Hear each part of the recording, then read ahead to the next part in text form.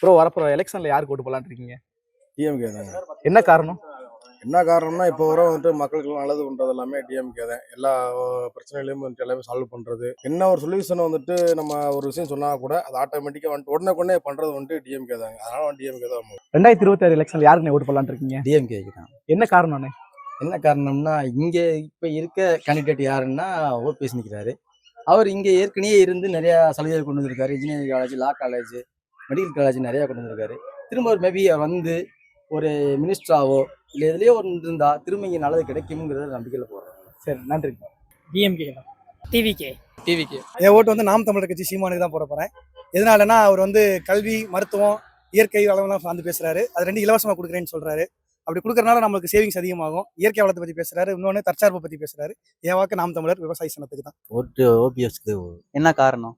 இதுல மாறி இருக்காரு. எப்படின்ட்டு நம்ம இது வந்து அடுத்து என்ன முடிவு பண்றாரோ, நம்ம மக்களுக்கு என்ன செய்யறாரோ பார்த்து நம்ம இது